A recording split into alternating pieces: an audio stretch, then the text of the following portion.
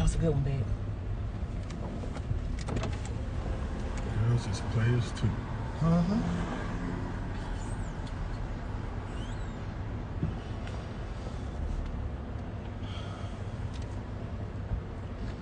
What's up, y'all? What up, though? What's up, y'all? What's up, beautiful people? Baby, your girl is coming back. Good afternoon. Good afternoon, good afternoon, good afternoon, sexy people. Man, I got a good one today, y'all. I got a real extra. Actually, can we turn on some air, babe? Just a little smidge. What's up? Oh my God. What's going on, you guys?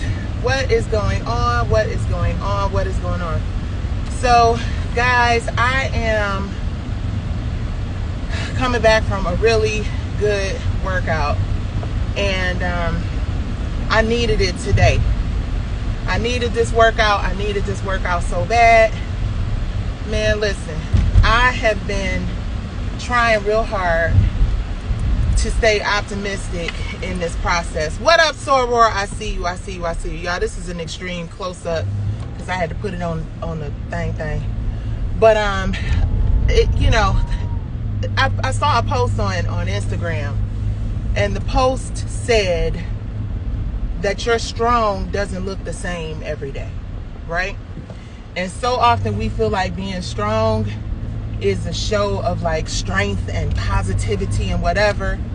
But sometimes, baby, being strong is just letting it out and not caring about what people have to say about it, because your truth is really important.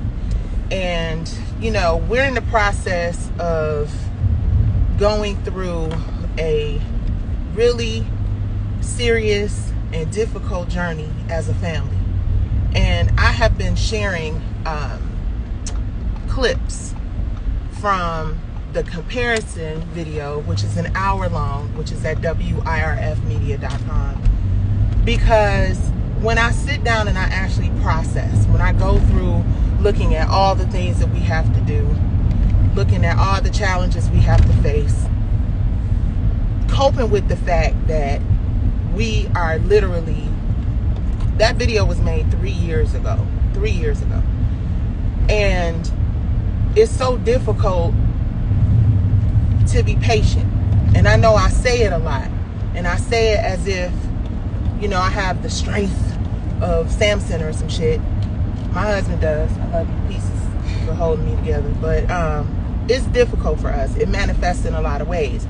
And yesterday I was making dinner, and I just got a lot of anxiety all of a sudden. I got flushed. I just got a lot of anxiety, and I was just mad. I was just angry, right? Because I've been suppressing this so much, because STARZ, Lionsgate, P-Valley, Katori Hall, they record every live video I do.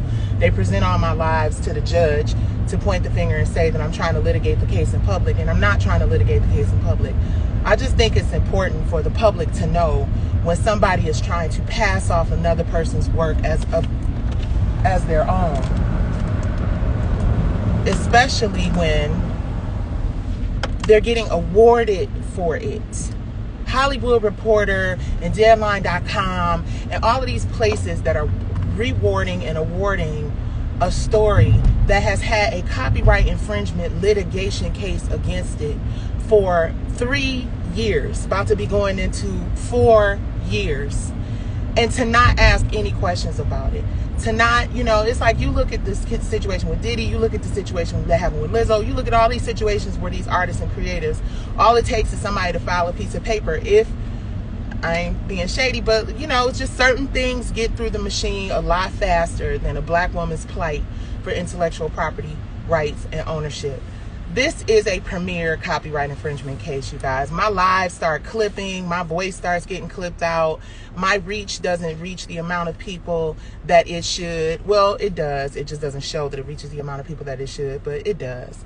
And while I'm out here trusting God, and I'm out here being optimistic and out here getting on y'all's nerves because I'm always talking about it and I'm always posting about it, you have to understand what it feels like to have your family basically losing everything. because a company decided. Let me give y'all a little history and a little backstory for those of you, because somebody posted on my page that they really are torn because they really love P-Valley, and although looking at the clips and stuff, they see the comparisons and they just really hope that this thing could be settled so the fans of the show can get the show. So this is directly to the people from P-Valley. If they let me say this and my live don't start glitching and cut off in the words, if y'all start having a problem hearing me or it start freezing and stuff, please somebody let me know. That's why I go live so often, and that is why I put it on my YouTube channel, wirf.tv. Matter of fact, let me put that in there right now. wirf.tv is the YouTube channel. Hold on, guys. Ooh. Whoops. Pin. Okay. So let me tell y'all, let me give y'all a little bit of backstory, because at this point it's like, you know, they be like, okay, you don't talk about it. Thank you. Thank you for the Soul Train love. I appreciate that.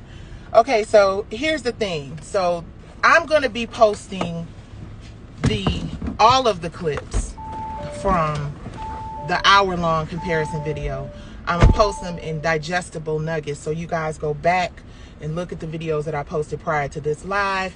Please continue to watch these videos, because I want y'all to be aware, while everybody's getting awarded and everybody's getting these awards for just creating this amazing story, let me give y'all the quick and dirty so that you can follow what I'm going to be doing up until probably, I'm just going to post them until I get ready to take a hiatus. I'm going to take a mental health hiatus. I've shared with some of you guys. Unfortunately, my baby sister has brain cancer, stage 4. And we've been dealing with that as a family. In addition, try not to get emotional, to this. So let me break down to y'all. Just pray for us. Pray for my sister. Pray. I'm going to take a break. But I'm posting all of this sugar honey iced tea because I'm tired. I'm tired. I shouldn't be going into the 3rd Christmas, going into the 4th year in January with this case, especially when I have been trying my ass off. My team has been trying our asses off to resolve this amicably and reasonably, right? So 3 years ago, when I created the video for the clips that all of y'all are about to start to watch, I hope. Just watch it, just share it. I know some of y'all don't want to share because it's a little messy. Shout out to my people that don't want to, you know, stand tall with me because they don't know just yet. I'm just saying, keep that same energy when I win. I'm talking to you, directly to you. People who benefited from my creative intellectual brain trust and have decided for whatever reason to amen corner and cheer a person that they know, when they look at these clips, clearly got some answering to a jury to do. I just want to say I see y'all, and I'm going to always remember this moment. And shout out to those who have my back. Whew, when I tell you, my strong, tight tribe of people who have our back, I am so grateful for them.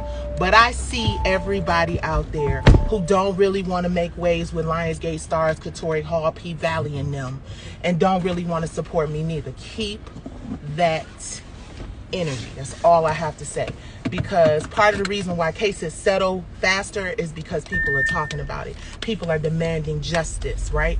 But with black women, unfortunately, you have to wait until what you see, what we was talking about was really true. Let me say it one more time. All of these cases and things that are coming up where you're realizing, damn, look at the evidence. And you realize that black women were talking about this long before everybody else was talking about it. Think about that when you second guess trusting and believing in black women when they tell you they have been violated by somebody. And before y'all go thinking that Katori Hall is a black woman, as far as I'm concerned, Katori Hall got black skin. Because at the end of the day, if you're really about black women, and you realize that these shows are so substantially similar, and mine was copyrighted in 2000, and that is the correct pronunciation. Lawyers had to check me and let me know it's copyrighted, not copywritten, for those of you who don't know. But if you're a black woman that's all about black women and the black woman's experience and lifting black women, If you look at all of these comparisons, which I don't know whether she looked at it or not, because again, like I've said a million times, her deposition, what she said under oath, is not going to be available for y'all to see. It's not going to be available for y'all to see. And the CEO of Lionsgate's deposition is not going to ever be available for y'all to see, because they have put it under redacted seal, right? They don't want you to see what they said about the similarities of this thing, right? So anyway, let me woosah. So the reason I'm so angry and frustrated, outside of this being the third Christmas holiday season, outside of us holding it together, like literally how they say, hold on, sis, don't give up, don't give up. I'm literally holding on to the edge of it by my fingertip, my fingernails, the acrylic ones that I have on now.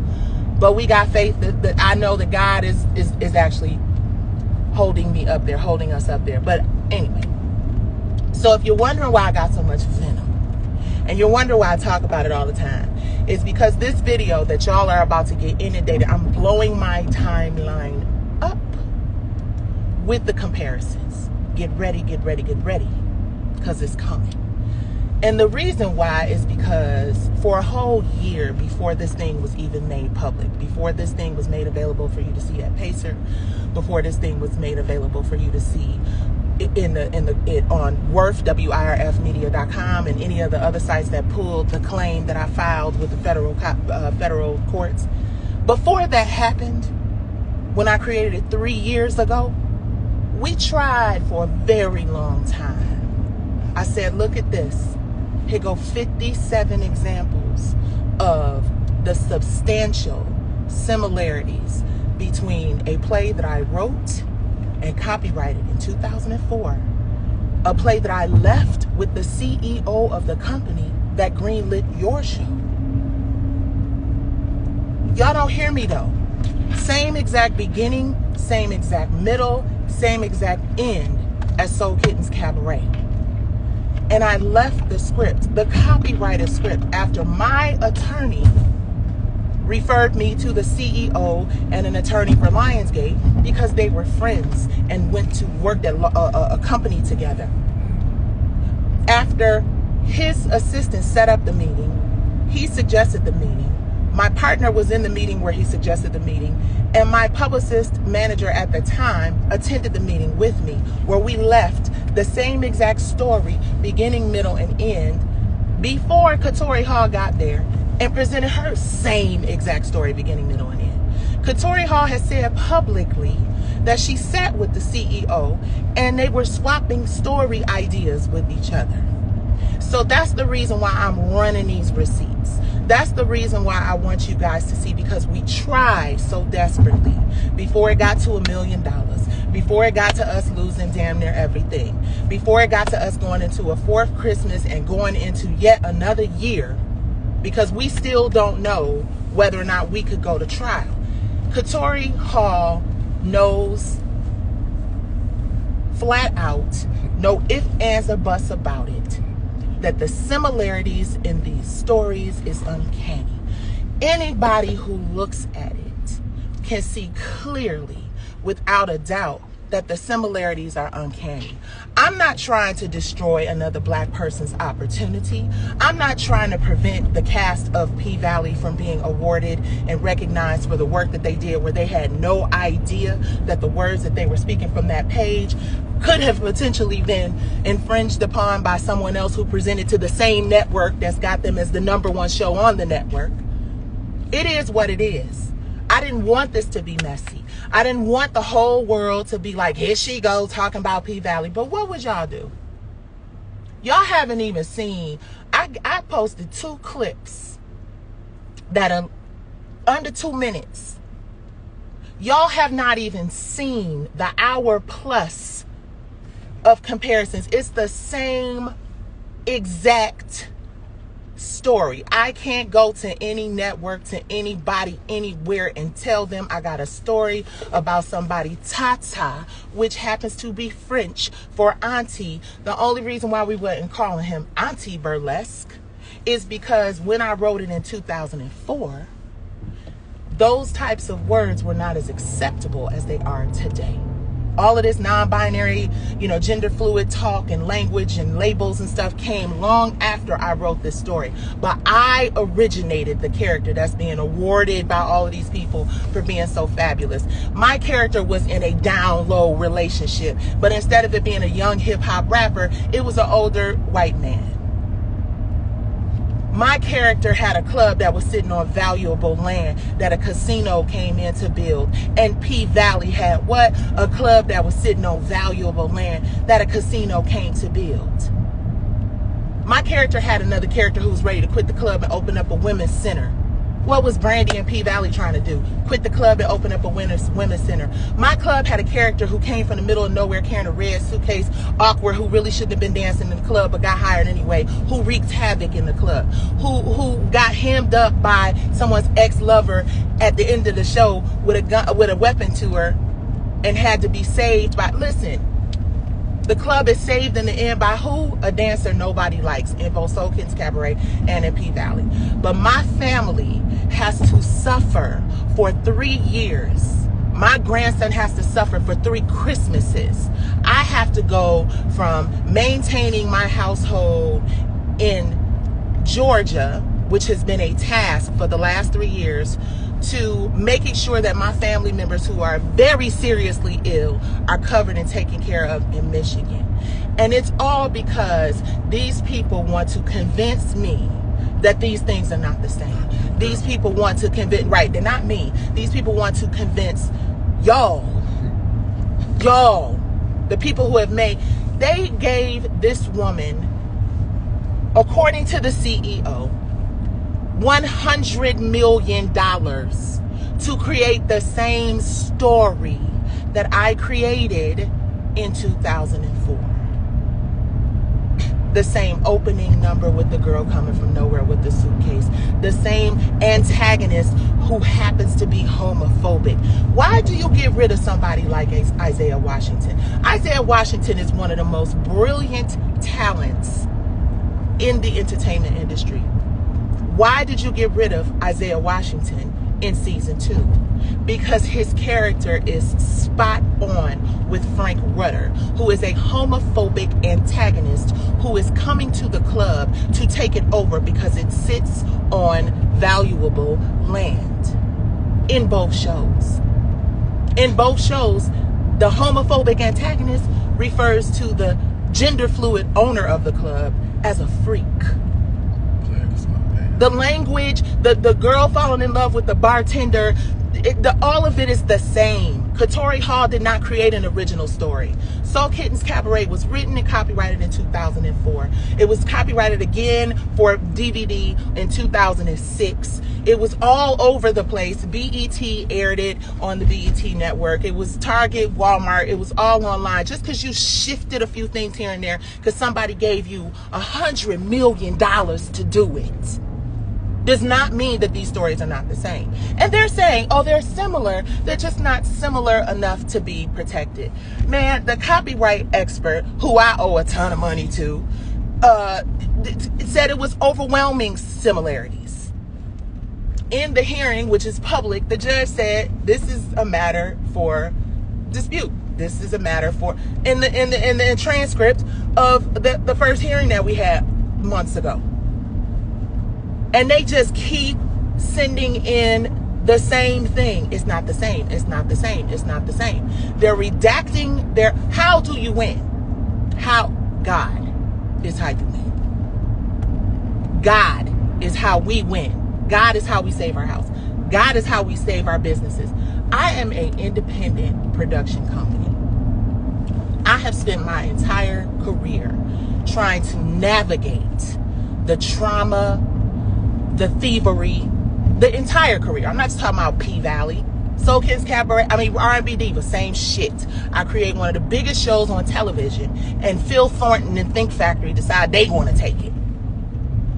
Ha ha ha. Who owns the copyright now? Ain't no fun when the rabbit got the gun, but here we go. And people press me, and I've even had people like kind of lightweight check me in the grocery store, like, do y'all know I'm from Detroit? Please stop playing with me. You know, stop it.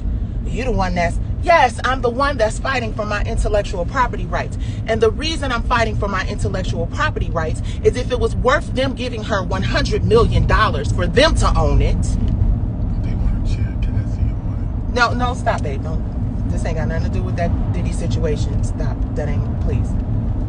They want to give her $100 million when I went in there with the same promoters that promoted Tyler Perry, who in his documentary said that he told Lionsgate, I'm not doing this unless I have ownership. I need ownership of my intellectual property in order for me to do this deal with y'all. He did the deal. Tyler Perry's deal should be the example for all creatives. It definitely was for me, especially since I was working with the same promoters and the same money investment people that he was working with early in his career. Those are the people who told me, if you get somebody to distribute it, I will pay for it. When I went in and I met with the CEO of Lionsgate, I let him know I have money. That's the reason why the lawyer referred me to the CEO, because he knew I was working with the same people that Tyler Perry was working with early in his career, and they were prepared to finance Soul Kittens Cabaret as a dramatic TV series. I left the script for the pilot. I left the DVDs, two copies of the script, because I thought I was meeting with two people, the head of legal for Lionsgate and the head of Lionsgate. The head of legal couldn't make it, so I met with the CEO. That's why I had two copies of everything, because I thought I was meeting with two different people. So I left that material with them and never heard back. No harm, no foul. But to look back and see that Katori Hall got $100 million after she publicly proclaimed that she was sitting up in the meeting when she was pitching, swapping story ideas. She said that on the ABFF interview that they tried to take down, that she thought wasn't on the internet no more. But guess who got a copy of it? Me. I'm posting all of my receipts because I'm angry. But I'm also very strategic when I'm angry. And since I got to spend the holiday season trying to figure out how my family is going to navigate what's next, I'm going to share my receipts with the people, because the truth of the matter is, who knows? I might not even get a chance to go to trial. I'm trusting God on this. I might not even get a chance to go there, because guess what? Most people don't even win these. But if and when I do, I am going to make absolute certain, baby, that people are clear that this is not okay. And this is not. Black people, as in that California reparations report so eloquently stated, have been deprived of our opportunities to have intellectual property ownership of our ideas for too long. They want me to sit here and let these people pull my teeth out, tooth by tooth, and smile and act like this shit does not hurt. I have never had, well, that's a lie. I have definitely had financial difficulties in my life. But the fact that I am fighting this billion-dollar machine that just keeps having the money to just keep dragging this on. Here, you want another holiday fighting for this? You want another holiday? If I didn't think I had a chance, and if I wasn't telling the truth, I wouldn't be risking everything like we risking would we be risking? We wouldn't be doing this. But we're doing it because it's wrong for someone who you leave a property that they invest $100 million into and have probably made hundreds of millions of dollars off of. Reported it on all the earnings calls. It's like one of the most successful shows ever. Why didn't y'all, before this thing became public, before this thing became a really big, nasty, messy issue, why didn't y'all simply settle this thing with me? Because that's what I asked y'all to do quietly before anybody else knew. I said, please, I don't want to be in no big public litigation. Please, I'm 53. I got grandkids. I ain't trying to be in the middle of this. But it was, oh, well, you want it to go away? Here, 2 quarters and a nickel for your ass. And I'm like, no. See, you don't understand. What I pitched was ownership of my intellectual property. So we got to talk to me like I pitched ownership of my intellectual property, because I understand via Tyler Perry and Oprah Winfrey and Byron Allen and all the other people who own their content. I understand the value of the ownership, not just for me personally, but to my community. See, these ideas in my head have created job opportunities for hundreds, possibly thousands of people when you look at the trickle-down effect. R&B divas put a lot of people to work. And quiet as it's kept, most of them haven't even said thank you to me for it. so many other projects. Most people don't even know R&B Divas was born from Soul Kittens Cabaret. Selena, Monifa, Faith, Angie Stone, like people don't even realize it. So the extensions of this brand and what this brand is and represents, they want to keep me in litigation. Babe, you got to slow down. They want to keep me in litigation. They want to keep me distracted from the work that I'm trying to do in my community to help empower young people. They want to paint the picture of me being difficult, litigious. These mofos had the audacity, well, weren't you in litigation about another project? Yes, I was. And I was in litigation about another project, R&B Divas, that I created because somebody tried to do the exact same thing that you tried to do to me and dared me, effed around and found out that I'm just not going to let, I'm not aggressive. I'm not out here trying to really cause problems with people. I really be trying to live a low-key creative lifestyle. But every single solitary time, from Brownstone, which I created all by myself, I didn't, let me say this, I created the group in terms of having an audition and picking the women. I did not make the group successful all by myself, but I created the group by myself. So when I see people who question why I am pushing as hard as I am pushing, when I see people who are wondering why I just won't let it go, I have to let you know the only reason why, the only way that Black people are going to get out of this rut that we are in, this financial rut, this rut of generational curses, this rut of not being able to share our authentic thoughts and ideas without having them co-opted by a culturally incompetent white male lens. Katori knows this is not even about her, but she's a coward and she doesn't want to tell the truth. That's my opinion. That is alleged. I'm not trying to defame anybody. I'm saying my opinion of any woman who knows that she went and sat down with a network that pitched her story ideas and later finds out that another Black woman sat with that same network and left her entire story, who is not willing to tell the truth about it, who is not willing. You hired a new lawyer. That's public information. Why you hire a new lawyer, sis?